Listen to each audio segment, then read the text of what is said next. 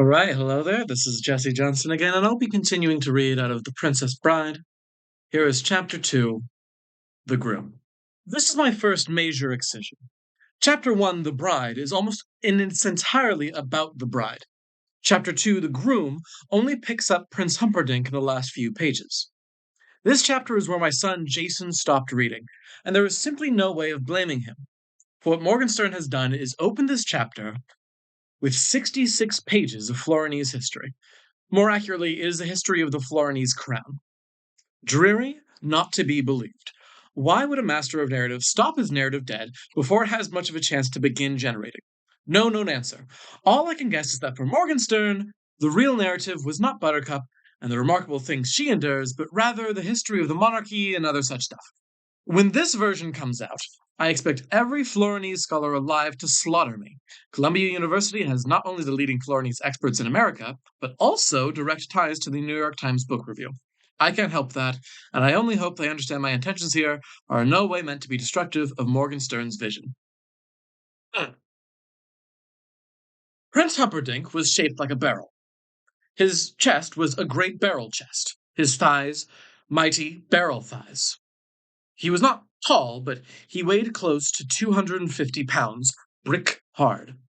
He walked like a crab, side to side, and probably if he had wanted to be a ballet dancer, he would have been doomed to a miserable life of endless frustration. But he didn't want to be a ballet dancer. He wasn't in that much of a hurry to be king either. Even war, at which he excelled, took second place in his affections. Everything took second place in his affections. Hunting was his love. He made it a practice never to let a day go by without killing something. It didn't matter what. When he first grew dedicated, he killed only big things, elephants or pythons. But then, as his skills increased, he began to enjoy the suffering of little beasts, too. He could happily spend an afternoon tracking a flying squirrel across forests or a rainbow trout down rivers. Once he was determined, once he had focused on an object, the prince was relentless. He was never tired, never wavered, neither ate nor slept. It was death chess, and he was the international Grand Master. In the beginning, he traversed the world for opposition, but travel consumed time, ships and horses being what they were, and the time away from Florin was worrying. There always had to be a male heir to the throne, and as long as his father was alive, there was no problem. But someday, his father would die, and then the prince would be the king, and he would have to select a queen to supply an heir for the day of his own death. So, to avoid the problem of absence, Prince Humperdinck built the Zoo of Death. He designed it himself, with Count Rugen's help, and sent his hirelings across the world to stock it for him. It was kept brimming with things that he could hunt, and it really wasn't like any other animal sanctuary anywhere. In the first place, there were never any visitors, only the albino keeper to make sure the beasts were properly fed, and that there was never any sickness or weakness inside. The other thing about the zoo was that it was underground. The prince picked the spot himself, in the quietest, remotest corner of the castle grounds, and he decreed that there were to be 5 levels, all with the proper needs for his individual enemies. On the first level, he put enemies of speed, wild dogs, cheetahs, hummingbirds. On the second level belonged the enemies of strength, anacondas and rhinos and crocodiles of over 20 feet. The third level was for poisoners, spitting cobras, jumping spiders, death bats galore. The fourth level was the kingdom of the most dangerous, the enemies of fear. The shrieking tarantula, the only spider capable of sound. The blood eagle, the only bird that thrived on human flesh. Plus, in its own black pool, the sucking squid. Even the albino shivered during feeding time on the 4th level. The 5th level was empty. The prince constructed it in the hopes of someday finding something worthy, something as dangerous and fierce and powerful as he was. Unlikely. Still, he was an eternal optimist, so he kept the great cage of the 5th level always in readiness. And there was really more than enough that was lethal on the other 4 levels to keep a man happy. The prince would sometimes choose his prey by luck, He had a great wheel with a spinner, and on the outside of the wheel was a picture of every animal in the zoo. And he would sometimes twirl the spinner at breakfast, and wherever it stopped, the albino would ready that breed. Sometimes he would choose by mood. I feel quick today. Fetch me a cheetah. Or, I feel strong today. Release a rhino. And whatever he requested, of course, was done. He was ringing down the curtain on an orangutan when the business of the king's health made its ultimate intrusion. It was mid-afternoon, and the prince had been grappling with the giant beast since morning. And finally, after all these hours, the hairy thing was weakening. Again and again the monkey tried to bite, a sure sign of failure of strength in the arms. The prince warded off the attempted bites with ease, and the ape was heaving at the chest now, desperate for air. The prince made a crab-like step sideways, then another, then darted forward, spun the great beast into his arms, began applying pressure to the spine. This was all taking place in the ape pit, where the prince had his pleasure with many simians. From up above now, Count Rugen's voice interrupted. There is news, the count said. From battle, the prince replied, Cannot it wait? For how long? Asked the count. Crack! The orangutan fell like a rag doll. Now, what is all this? The prince replied, stepping past the dead beast, mounting the ladder out of the pit. Your father has his annual physical, the count said. I have the report. And your father is dying. Rat, said the prince. That means I shall have to get married. Chapter 3. Courtship. 4 of them met in the great council room of the castle. Prince Humperdinck, his confidant Count Rugen, his father, the aging King Lotheron, and Queen Bella, his evil stepmother. Queen Bella was shaped like a gumdrop and colored like a raspberry.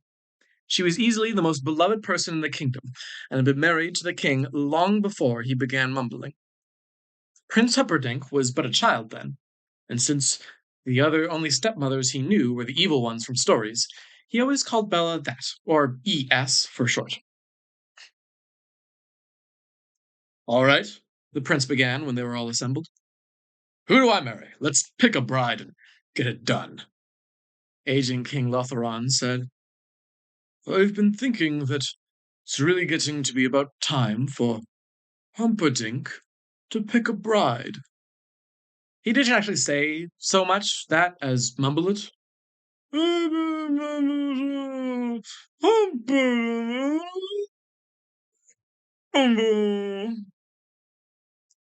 Queen Bella was the only one who bothered ferreting out his meanings anymore. You couldn't be righter, dear, she said, as she patted his royal robes. What did he say? He said whoever we decided on would be getting a thunderously handsome prince for a lifetime companion. Tell him he's looking quite well himself, the prince returned. We've only just changed miracle men, the queen said. That accounts for the improvement.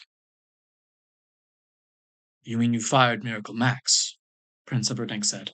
I thought he was the only one left. No, we found another one in the mountains, and he's quite extraordinary. Old, of course, but then it's a young miracle man. Tell him I've changed miracle men, King Lotheron said. It came out.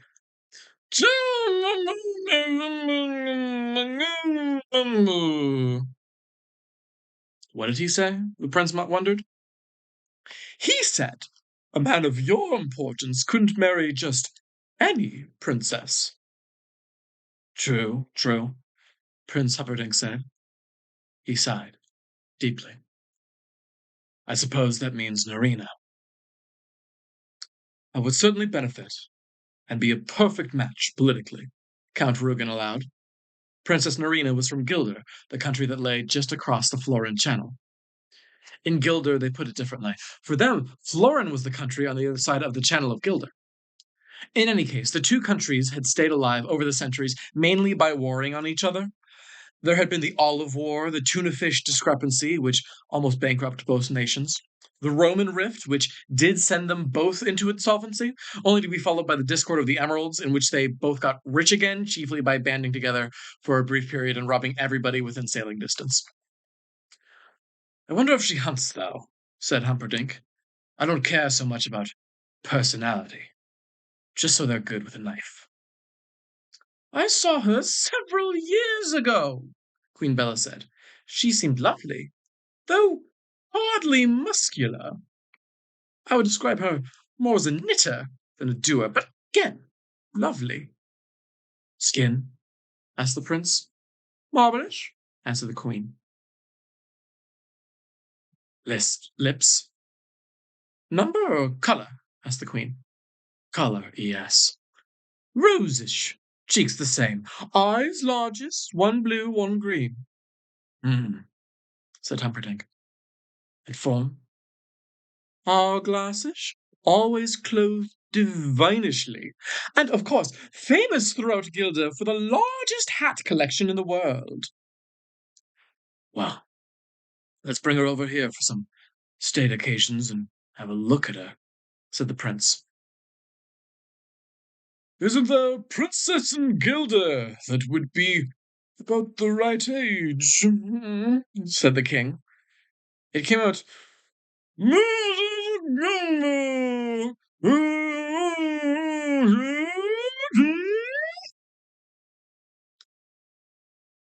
Are you never wrong? Asked Queen Bella, and she smiled into the weakening eyes of her ruler. What did he say? Wondered the prince. That I should leave this very day with an invitation, replied the queen. So began the great visit of Princess Narina. And that'll be it for today.